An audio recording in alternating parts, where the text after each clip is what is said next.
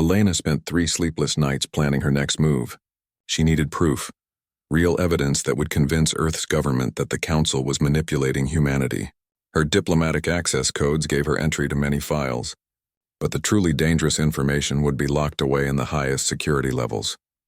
Her chance came during the Festival of Unity, an annual celebration where all species on Nexus Prime shared their cultures. The station would be crowded with visitors, security would be focused on crowd control, and many systems would be running automated protocols. Elena volunteered to help coordinate human cultural displays, which gave her a reason to move freely around the station. She carried a standard diplomatic datapad, but hidden inside its case was a quantum storage device that James had given her years ago. If it still worked, it could hold massive amounts of information in a space smaller than a coin. The archive complex was located in the lower levels of Nexus Prime, away from the public areas. Elena had been there before for research, but never to the restricted sections. She waited until the evening shift change when the corridors would be most empty. The first security checkpoint scanned her diplomatic credentials and let her pass. Elena's heart pounded as she walked deeper into the complex. The walls here were different from the crystal architecture above. Darker, more functional, built for security rather than beauty. She reached the advanced archives section and paused. A Valthrim guard stood at the entrance, his attention focused on the celebration broadcasts playing on his screen. Elena approached with confidence, hoping her diplomatic status would be enough. "Working late during the festival?" the guard asked in accented English. "Research never sleeps," Elena replied with a smile. "I need to check some historical treaties for tomorrow's council session." The guard waved her through without much interest. Elena felt a surge of relief as she entered the archive chamber. The room was vast, filled with data cores that hummed softly in the dim light. Elena quickly located the section for species development records and began her search. Her diplomatic codes worked here too, giving her access to files she had never seen before. What she found made her sick. The first file was labeled Humanity, Threat Assessment, Classification, Level 9. Elena opened it with shaking hands. Subject species demonstrates dangerous levels of adaptability and innovation, the report read. Rapid technological development combined with individualistic tendencies creates high risk of Council authority challenge. Recommend immediate implementation of Protocol 7, Guided Limitation. Elena scrolled through page after page of analysis. Human creativity was labeled as unpredictable. Human curiosity was called potentially destabilizing. Human independence was marked as incompatible with galactic harmony. But the worst part was the timeline. The Council had been planning humanity's limitations since before first contact. They had approached Earth not as equals seeking friendship, but as farmers evaluating livestock. Elena found more files about other species. The Zelkari had once been master engineers who could manipulate dimensions. Their research had been redirected toward agricultural development after they began asking too many questions about Council technology. When they refused to abandon their dimensional studies, their homeworld had experienced a mysterious plague that killed their most brilliant scientists. The Thraken had developed faster-than-light communication technology that could have connected the entire galaxy instantly. The Council had deemed this disruptive to established order and had begun supporting separatist movements within Thraken society. Within 50 years, the unified Thraken civilization had collapsed into dozens of warring factions, all their advanced technology lost in the chaos. Elena discovered file after file of similar stories. Species that reached too high were brought low through subtle manipulation, manufactured disasters, or simple suppression. The Council maintained its power by ensuring that no single species could challenge its authority. Then she found the file that changed everything. Project Harmony, Genetic Modification Protocols. The Council had been putting something in the mandatory health treatments that all humans received. Something that affected brain chemistry, making humans more docile and less creative with each generation. The children born in the last 50 years showed measurably lower levels of what the Council called disruptive innovation patterns. Elena's daughter Sarah was part of that generation. Her brilliant, curious little girl was being poisoned by the very people who claimed to protect humanity. Elena downloaded everything she could onto the quantum storage device: personnel records, technical specifications, communication logs between council members discussing the human problem, evidence of genetic manipulation programs running on dozens of worlds, plans for humanity's eventual peaceful relocation to reservation worlds where they could be monitored more easily. As she worked, Elena heard footsteps in the corridor outside. She quickly closed the files and slipped the storage device back into her datapad. The footsteps passed by without stopping, but Elena knew her time was running out. She accessed one more file. Emergency Protocols, Species Containment. What she read there made her blood freeze. If any species discovered the truth about the Council's methods and tried to resist, there were detailed plans for their complete suppression. Economic blockades, manufactured rebellions, targeted plagues, and if necessary, direct military action. Humanity was already flagged for increased monitoring due to what the Council called recent concerning developments. They had been watching for signs that humans were becoming aware of their situation. Elena realized that her repeated requests for technology approval had probably triggered alerts. The Council knew she was asking too many questions. They might already be planning to remove her from her position or worse. She finished downloading the files and made her way back toward the upper levels. The Festival of Unity was still in full swing, with aliens and humans celebrating together in the main plaza. Elena watched a group of human children playing with young aliens from a dozen different species. They all seemed so happy and carefree, unaware of the dark truth beneath their peaceful lives. Elena went straight to her quarters and began composing a message to Earth. She used every security protocol James had taught her, routing the signal through multiple relay points to hide its origin. But as she tried to send the data, her terminal displayed an error message. Transmission blocked by security protocols. Elena tried different methods, different routes, but nothing worked. The Council was monitoring all communications from Nexus Prime. They would never allow information this dangerous to leave the station. She was trapped with the most important secret in galactic history, and no way to share it. The next morning, Elena was having breakfast when the door chime announced a visitor. She opened it to find two Council peacekeepers, their uniforms marking them as enforcement officers. "Dr. Vasquez," the taller one said, "you need to come with us." "Is something wrong?" Elena asked, trying to keep her voice steady. "The Council speaker wishes to see you immediately," the second officer replied. "It's regarding your research activities last night." Elena's stomach dropped. They knew. Somehow they had discovered her infiltration of the archives. "I was just doing some historical research," she said. "Nothing unusual." "Of course," the first officer said with a cold smile. "That's what we need to discuss." Elena was escorted to a small windowless room in the security section. The Council speaker was waiting for her, along with two other high-ranking Council members she didn't recognize. "Dr. Vasquez," the speaker said sadly, "we had such high hopes for you. You seem to understand the importance of galactic harmony." "I do understand it," Elena replied, "but I also understand that true harmony can't be built on lies." The speaker's silver skin shifted color slightly, a sign of distress among his people. "You accessed files that were not meant for human eyes. Information that could cause great harm if misunderstood." "I understand it perfectly," Elena said. "The Council isn't protecting humanity. You're controlling us." "We are preventing another galactic war," one of the other Council members spoke. "Species like yours, if left unchecked, always seek to dominate others. We have seen it before." "So you decided to dominate us first," Elena said. The speaker stood slowly. "Dr. Vasquez, you will be transferred to a medical facility for treatment. The stress of your position has clearly affected your mental health. Earth will be informed that you suffered a breakdown due to isolation stress." Elena realized that she would never leave this room as herself. The Council would either alter her memories or replace her entirely. All the evidence she had gathered would die with her sanity. But somewhere in the galaxy, other humans were still fighting for the truth. On a distant colony called New Prometheus, an engineer named Marcus Chen was about to make a discovery that would change everything. Elena smiled as the peacekeepers moved toward her. "You're too late," she said. "Humanity is already waking up." Marcus Chen wiped sweat from his forehead as he watched the readings on his computer screen. After 3 months of work in the hidden laboratory beneath New Prometheus colony, he had finally done it. The zero-point energy extractor was working, pulling power directly from the quantum vacuum itself. "Sarah, look at this," he called to his assistant, Dr. Sarah Kim.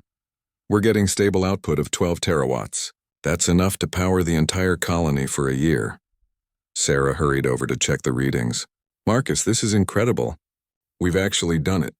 Clean, unlimited energy." Marcus grinned and stretched his tired muscles. New Prometheus was humanity's newest colony, located on the edge of Council space. The colonists had come here to build something new, away from the crowded inner worlds. They were farmers, engineers, scientists, and dreamers who wanted to push the boundaries of what humans could achieve. The colony was small, only 50,000 people spread across several settlements on the planet's main continent, but what they lacked in numbers they made up for in determination. When the Council had denied their request for advanced power systems, saying the colony was too small to justify such technology, the colonists had decided to build their own. Marcus had been working on zero-point energy theory for 20 years. The Council had repeatedly denied his request for research funding, claiming the technology was beyond human capabilities. But Marcus knew they were wrong. The math was solid, the physics were sound, and with the right equipment it could work. The colonists had pooled their resources to build the laboratory in secret. They couldn't risk Council interference before they had proof that the technology worked. Now they had that proof. "We should contact the other colonies," Sarah said. "Share the plans. If every human world had this technology, we wouldn't need to depend on Council energy systems." Marcus nodded. "Send the data to Earth first through the quantum communication array. Make sure they understand what we've achieved here." 3 days later, Marcus was working in his garden when the sky began to darken. He looked up to see massive ships dropping out of hyperspace above the colony. They were Council vessels, their hulls bearing the symbols of the Enforcement Division. Marcus ran to the colony's communication center, where Governor Patricia Wells was already coordinating with the other settlements. 12 ships, she reported grimly. Heavy cruisers and support vessels. They're demanding immediate surrender of all unauthorized technology and the arrest of research personnel. "How did they find out so fast?" Sarah asked. Marcus felt a chill run down his spine. "They were watching. They've been monitoring all our communications, waiting for something like this." The lead Council ship began broadcasting on all frequencies. The voice was cold and mechanical, translated through multiple alien languages before reaching human ears. "Attention, New Prometheus colony. You have violated Council Regulation 847. Unauthorized development of restricted technology. You will immediately cease all research activities and surrender your equipment for inspection. Any resistance will be met with appropriate force." Governor Wells activated the colony's response system. "This is Governor Patricia Wells of New Prometheus Colony. We are a sovereign human settlement operating under colonial charter. We demand to speak with Earth's representatives before complying with any orders." "Earth's representatives have been informed of your criminal activities," the Council voice replied. "No further discussion is necessary. You have 1 hour to comply." Marcus and Sarah exchanged glances. They both knew the Council would never allow this technology to exist. If they surrendered now, all their work would be confiscated and destroyed. The colonists would be relocated to more manageable worlds, and humanity would remain dependent on Council technology forever. "What if we refuse?" Marcus asked. Governor Wells looked around the communication center at the worried faces of her people. "Then we fight. Not just for ourselves, but for every human colony that dreams of being free." The hour passed quickly. Marcus and his team used the time to upload their research data to quantum transmitters hidden throughout the colony.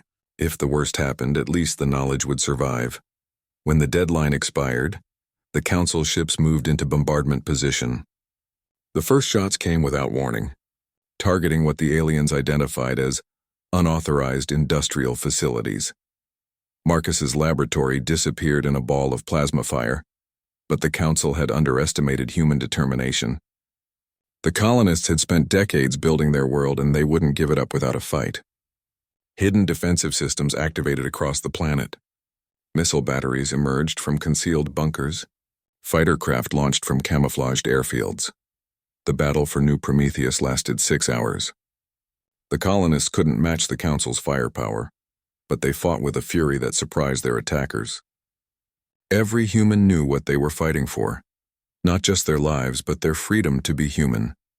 In the end, the colony's defenses were overwhelmed. But Marcus and his team had achieved something more important than victory. They had transmitted their zero-point energy research to 17 other human colonies before the communication arrays were destroyed. News of the attack spread through human space like wildfire. Earth's government officially condemned the colonists for their illegal activities, but privately, many officials were horrified by the Council's brutal response. Human colonies that had seemed happy and prosperous began to question whether their alien protectors were really protecting them.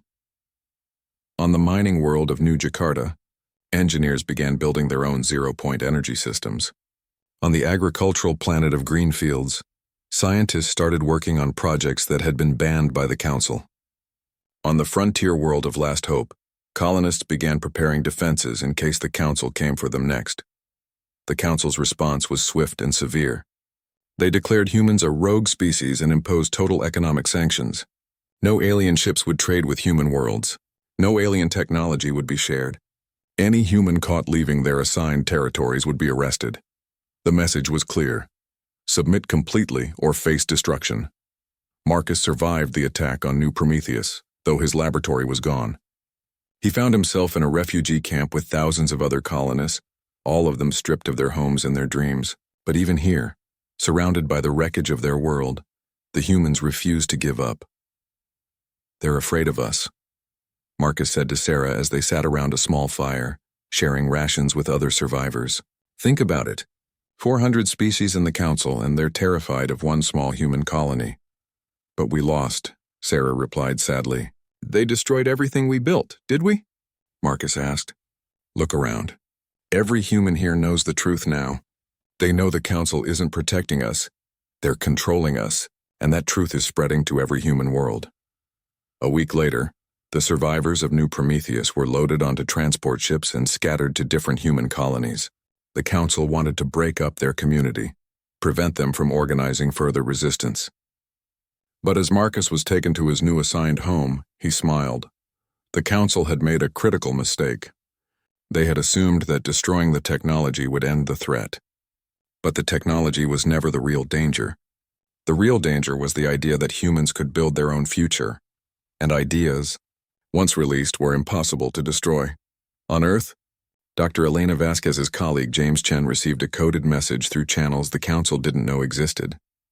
It contained complete plans for zero-point energy extraction, quantum communication arrays, and something else. Evidence that the Council had been manipulating human genetics for decades. James read the message 3 times before he believed it. Then he began making phone calls to colleagues around the globe. Within hours, human scientists on Earth were working to verify the genetic manipulation claims and build the forbidden technologies. The Council had wanted to make an example of New Prometheus, to show other human colonies what happened to those who stepped out of line. Instead, they had created martyrs. They had shown humanity exactly what their alien protectors were willing to do to maintain control. And they had given humans something even more dangerous than zero-point energy, the absolute certainty that the Council was their enemy. Marcus looked out the window of his transport ship as it carried him away from the burning remains of New Prometheus. In the distance, he could see more Council ships arriving to complete the destruction of everything the colonists had built. But he wasn't sad anymore. He was angry, and soon the rest of humanity would be angry too. Admiral Rebecca Torres stood in the war room beneath Geneva, studying the holographic display that showed every human world in the galaxy. Red indicators marked Council blockades. Yellow showed colonies under surveillance. Only a few green dots remained, representing worlds that were still free to act. It had been 6 months since the attack on New Prometheus, and the situation was getting worse every day. The Council's economic blockade was strangling human civilization. Food shipments to colony worlds had stopped. Medical supplies were running low. Families were being separated as the Council relocated troublemakers to isolated facilities. But something else was happening too. In secret laboratories across human space, scientists were working with technologies the Council had forbidden. The data from New Prometheus had spread far beyond what the aliens could control. Every week brought new breakthroughs, new possibilities, new hope. "Admiral," called Colonel Hayes from his station, "we're receiving a priority transmission from the Titan research facility." Torres nodded. Titan was humanity's most classified research station, hidden in the asteroid belt of the Sol system. For 30 years, human scientists there had been reverse engineering alien technology and developing weapons that could defend Earth if the worst happened. The Council didn't know it existed. Dr. Elizabeth Morrison appeared on the communication screen, her face excited despite the dark circles under her eyes. "Admiral, I have news that changes everything. We've completed testing on the consciousness matter interface systems. They work even better than we hoped." Torres leaned forward. "How much better?" "Admiral, we can build ships that respond to human thought as fast as human reflexes. Weapons that adapt to threats automatically. Defensive systems that predict enemy moves before they happen. And the power requirements are minimal compared to traditional systems." "What about the zero-point energy research?" "Even better," Morrison smiled. "We can now build generators small enough to fit in fighter craft, powerful enough to run a battlecruiser. Admiral, if we mass-produce this technology, we can build a fleet that makes the Council's ships look like toys." Torres felt a surge of hope mixed with fear.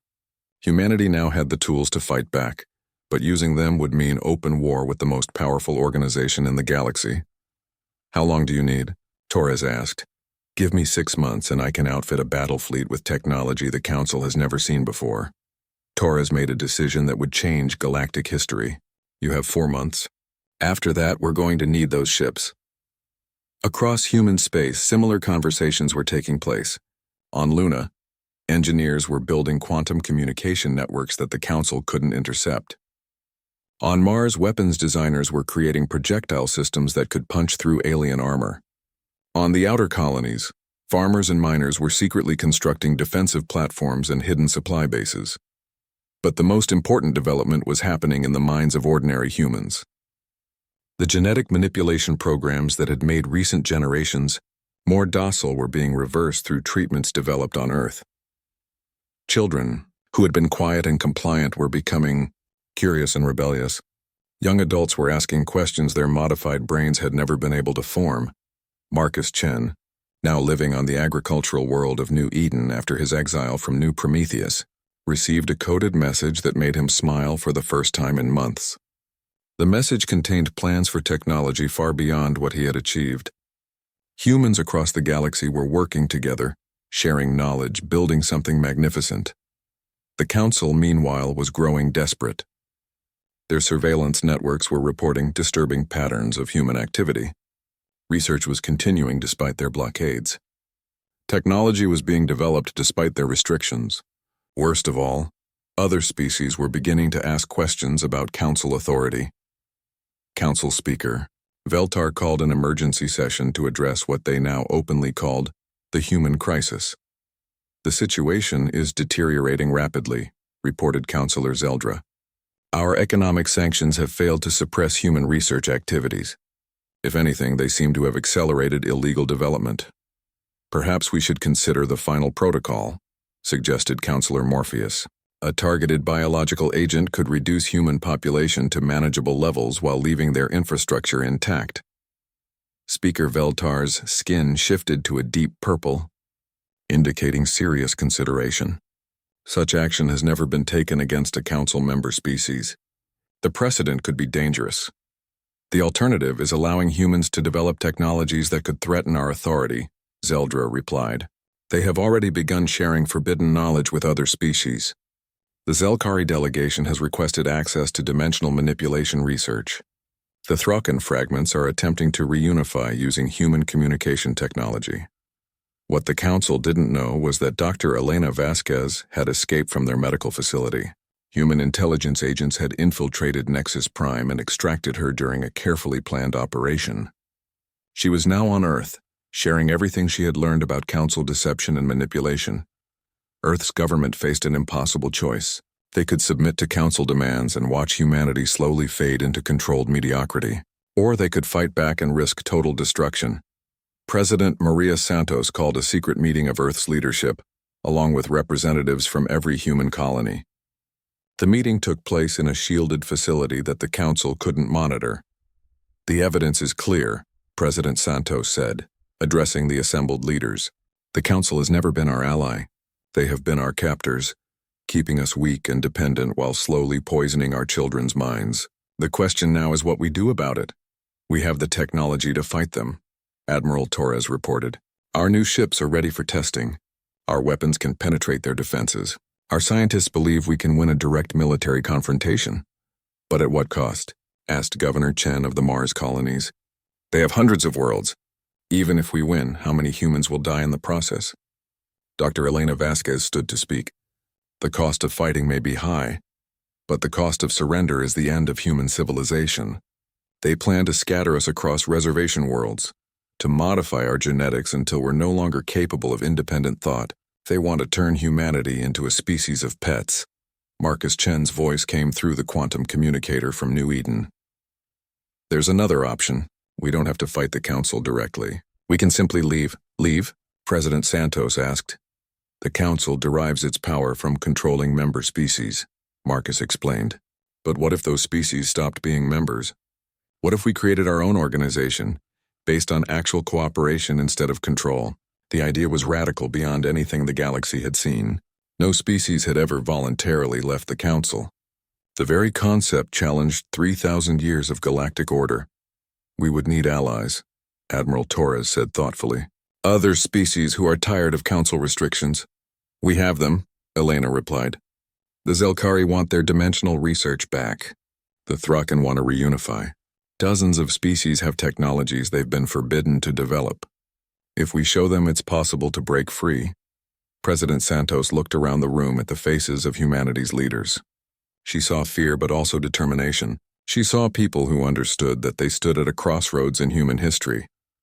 Ladies and gentlemen, she said formally, I call for a vote on Resolution 2387, the withdrawal of humanity, from the Galactic Harmony Council and the establishment of an alternative organization based on principles of true cooperation and unrestricted development. The vote was unanimous. Within hours, the message was broadcast on every human world and transmitted to potential alien allies across the galaxy. Humanity was declaring independence from 3,000 years of galactic order. The Council's response was swift and predictable. Fleet Admiral Kethvar received orders to mobilize the largest military force in galactic history. The Council would not allow this rebellion to spread, but as the Council fleet gathered at Nexus Prime, something unprecedented was happening. Ships from the Zelkari Collective were moving toward human space. Thraken fragments were coordinating for the first time in a century. Energy beings from the Outer Rim were sending messages of support. For the first time in 3 millennia, the Council faced organized resistance from multiple species working together. The galaxy was about to learn what humans could accomplish when they stopped asking for permission and started demanding freedom. Dr. Elena Vasquez walked through the crystal corridors of Nexus Prime, her shoes clicking softly on the smooth floor. The massive space station hung in the void between stars, its towers stretching out like the arms of a giant wheel. This was the heart of the Galactic Harmony Council, where over 400 different alien species came together to keep peace in the galaxy. Elena stopped at a viewing window and looked out at the ships floating nearby. Vessels from dozens of worlds docked at the station every day. Some looked like Earth ships with their metal hulls and simple designs. Others were strange beyond imagination. Living coral structures from the ocean worlds, crystal formations that sang through space, and geometric shapes that hurt to look at directly. She had been humanity's chief representative here for 5 years now. It was an honor, they told her. Only the best and brightest humans were chosen to speak for Earth and its colonies at the Council. Elena was proud of her position, but lately, something felt wrong. Representative Vasquez called a voice behind her. She turned to see Ambassador Kethar approaching. The tall, blue-skinned alien moved with the grace of his people, the Valthrim. They had been one of the first species to join the Council over 800 years ago. Ambassador? Elena nodded politely. I was just admiring the view. Indeed. The harmony of so many worlds working together is beautiful, is it not? Kethar's voice carried the musical quality typical of his species. Are you prepared for today's session? Elena sighed. As prepared as I can be, though I suspect the answer will be the same as always. Today, She would once again request permission for human scientists to study quantum manipulation technology. It was a field of science that could revolutionize space travel and energy production. Human researchers had made significant progress in theoretical work, but they needed council approval to move forward with actual experiments. The council chamber was enormous, with seats arranged in a spiral that rose toward the ceiling. Each species had their section designed for their specific needs. The aquatic hydrazans sat in tanks of blue water. The plant-like silvery required special light that made their leaves shimmer. The energy beings of the Luxari appeared as glowing clouds contained in force field chambers. Elena took her place in the human section, a modest area with simple chairs and Earth-normal atmosphere. Humanity was still considered a junior member of the council, having joined only 150 years ago. Compared to species that had been here for millennia, humans were newcomers. "The session will now begin," announced the council speaker, an ancient Valthrim whose skin had turned silver with age. First matter, request for technology development authorization submitted by the human delegation. Elena stood and activated her translator device. Honored council members, humanity respectfully requests permission to begin experimental research into quantum manipulation technology. Our theoretical models show promising applications for clean energy and faster space travel. Murmurs rippled through the chamber. She had made this same request 6 times in the past 2 years. The response was always the same. "The council appreciates humanity's enthusiasm for advancement," replied Councillor Zeldra, a spider-like being from the Arachnid Collective. "However, our species readiness protocols indicate that humanity is not yet prepared for such advanced technology. Perhaps in another century or two, when your species has demonstrated greater maturity." Elena felt her jaw clench. "With respect, Counselor, human scientists have already developed the theoretical framework independently. We simply need approval to test our theories." "Theory and practice are very different things," said another voice. Counselor Morpheus of the Crystalline Dominion spoke in tones that resonated through the crystal formations of his body. "Many species have destroyed themselves attempting to manipulate quantum forces before they were ready. The Council exists to prevent such tragedies, but how can we prove we're ready if we're never allowed to try?" Elena asked. "Patience, young species," the speaker said with what might have been kindness. "The Council has guided galactic development for 3,000 years. Trust in our wisdom." The vote was swift and decisive. Elena's request was denied just like all the others. After the session, Elena walked back to her quarters feeling frustrated. The human section of Nexus Prime was comfortable but small. Her apartment had a real window that looked out at the stars, a luxury that few species required. Most aliens found the sight of endless space either boring or terrifying. She poured herself a cup of coffee from Earth and sat at her desk. The communication terminal blinked with a message from home.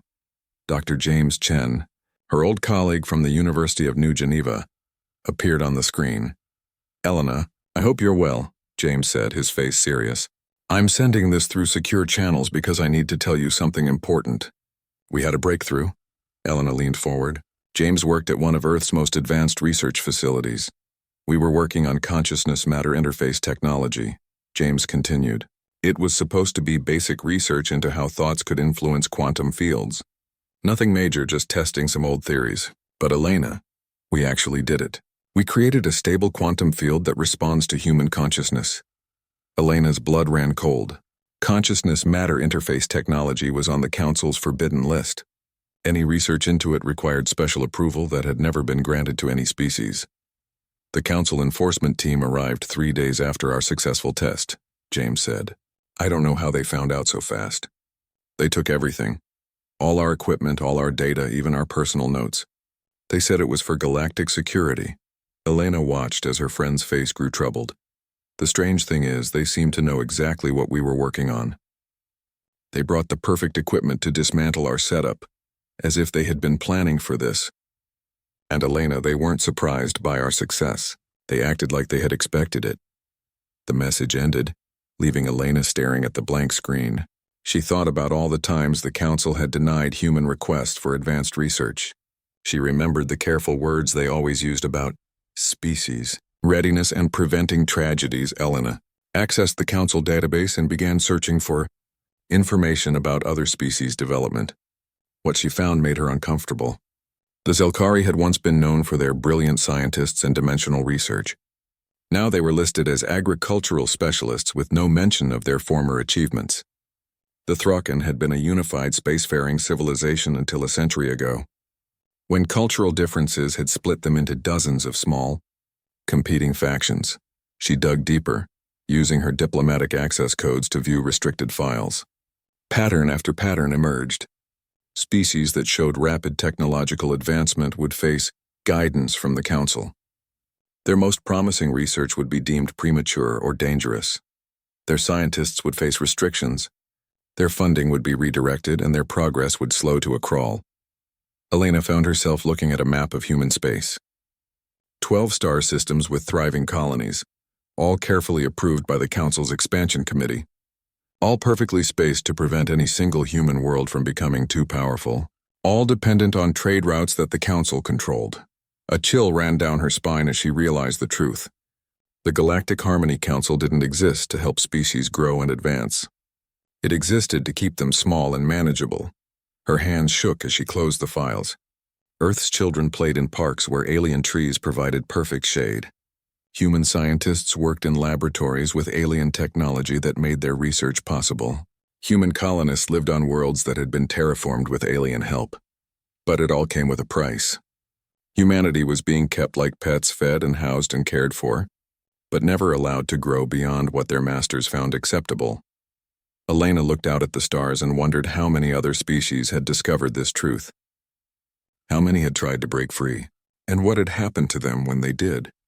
Outside her window, the lights of alien ships moved through the darkness like distant fireflies.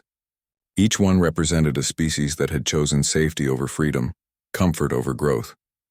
Each one was a warning of what humanity might become if they continued down this path. Elena made a decision that would change everything. She would find a way to get this information back to Earth no matter what it cost her. Humanity deserved to know the truth about their golden cage. The Council had given humanity peace, prosperity, and protection. But they had also given them chains, invisible but strong. It was time for those chains to be broken. The Battle of New Prometheus II would be remembered as the day the galaxy changed forever. Admiral Rebecca Torres stood on the bridge of the Earthship Defiance, watching as the largest Council fleet in history approached human space. 300 alien warships representing the combined military might of 400 worlds moved in perfect formation toward Earth's outer colonies. But they were not facing the weak, dependent humanity they expected. "Admiral," reported Captain Sarah Kim from her position at the tactical station, "all human fleets report ready. The Zelkari dimensional ships are in position. Thraken vessels are coordinating through the new quantum network." Torres nodded, feeling the weight of history on her shoulders. 6 months ago, she had been preparing for a defensive war. Now she commanded a fleet equipped with technology that made Council ships look primitive. The human ships looked different from traditional spacecraft. Instead of bulky metal hulls, they appeared almost organic, their surfaces shifting slightly as consciousness matter interface systems adapted to their crew's thoughts. Zero-point energy generators gave them virtually unlimited power while taking up minimal space. Most impressive of all, they were fast, faster than anything the Council had ever built. "Message coming in from the Council fleet," Kim reported.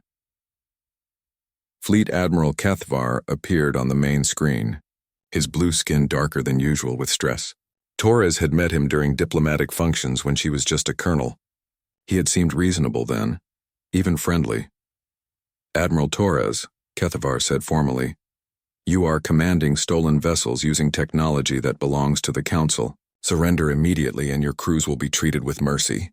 Torres smiled. "Admiral Kethvar, these ships were built by human hands using human minds. The only thing stolen here is 3,000 years of progress that your Council stole from every species in this galaxy. You cannot win this battle," Kethvar warned. "We outnumber you 5-1. "Numbers aren't everything," Torres replied. "Humanity learned that lesson on New Prometheus. Today you're going to learn it too." The Council fleet opened fire first, their energy weapons creating brilliant flashes across space. But the human ships moved like nothing the aliens had ever seen. Where Council vessels lumbered through space like massive fortresses, human craft danced between the energy beams with inhuman grace. The consciousness matter interface systems allowed human pilots to think there, ships through complex maneuvers faster than any computer could calculate. When a pilot saw a threat, their ship was already moving to avoid it. When they identified a target, their weapons were already adjusting to hit it. The first Council ship to be destroyed was a heavy cruiser that had been the pride of the Arachnid Collective. It simply vanished in a burst of light when 3 human fighters coordinated their attack with perfect timing. The pilots hadn't spoken to each other. They had shared thoughts through quantum entanglement networks, planning their assault in the time it took the cruiser's computers to register their presence. Impossible. Kethavar breathed as he watched his fleet being systematically dismantled. Council ships that had dominated space battles for centuries were being outmaneuvered by vessels a tenth their size. But the real shock came when the Zelkari arrived. Dr. Miran Zelkar, the brilliant scientist whose dimensional research had been suppressed for decades, opened portals in space itself. Human ships disappeared from one location and reappeared behind Council lines, their weapons already firing. The laws of physics that governed traditional space combat simply didn't apply anymore. Admiral, Zelkar's voice came through the quantum communicator. My people are honored to fight alongside yours. We had forgotten what it felt like to use our true capabilities. The tide of battle turned completely when the Thraken Unified Fleet arrived. For the first time in a century, all the scattered Thraken fragments worked together, their ships coordinating through human-designed quantum networks. They brought with them mathematical precision that turned space combat into an exact science. Council Admiral Kethavar found himself commanding a fleet that was not just losing, but being completely outclassed. His ship's weapons couldn't hit the human craft.